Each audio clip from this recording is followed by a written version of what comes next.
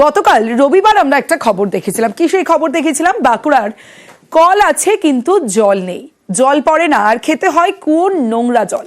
News 18 বাংলায় এই খবর দেখানোর পরে তৎপরতা। সোনামুখী দক্ষিণশোল গ্রামে যান জনস্বাস্থ্য কারিগরি দফতরের আধিকারিকরা। শুরু হলো থমকে যাওয়া জল প্রকল্পের কাজ।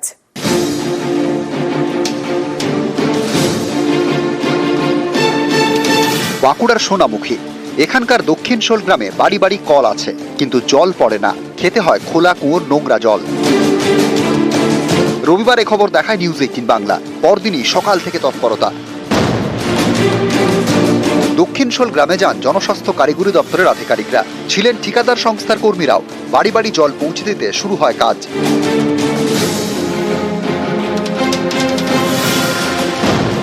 প্রচুর লোকজন প্রচুর রয়েছে, কিন্তু ওনাদের যেভাবে কাজ করেছেন সেই কাজগুলো কিন্তু ভুল আছে। মানে জয়নিং ফয়নিং ওরা করতে পারছেন না এখনো পর্যন্ত। ওনার সঙ্গে কথা বললাম, আমার মনে হয় 2-3 দিনের মধ্যে চালিয়ে দিতে পারবে। খবরের জেরে থমকে থাকা জল প্রকল্পের কাজ শুরু হয়েছে। এখন বাড়ি বাড়ি জলের অপেক্ষায় বাসিন্দারা। নিউজ 18 বাংলাকে আমরা অনেক ধন্যবাদ গ্রামের পক্ষ থেকে।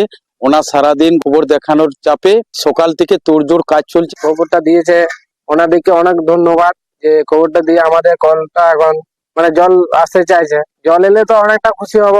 ওই জল মনে হচ্ছে আর খেতে হবে না, আমরা অনেকটা খুশি। সোনামুখী ব্লকের মানিকবাজার গ্রাম পঞ্চায়েত, এখানকার দক্ষিণশোলে জল কষ্ট।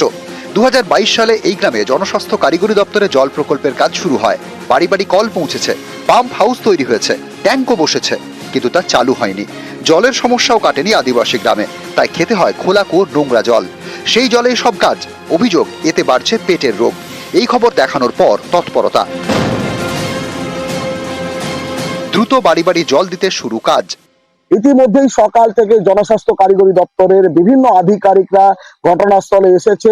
এজেন্সির মিস্ত্রিরা সকাল থেকেই কাজ করছে। ইতিমধ্যেই ট্যাঙ্কে জল উঠেছে। তবে দেখার বিষয়, কখন এই দক্ষিণশোল গ্রামের মানুষজন পানীয় জল পায়। দক্ষিণশোল থেকে দেবব্রত মণ্ডল, নিউজ 18 বাংলা।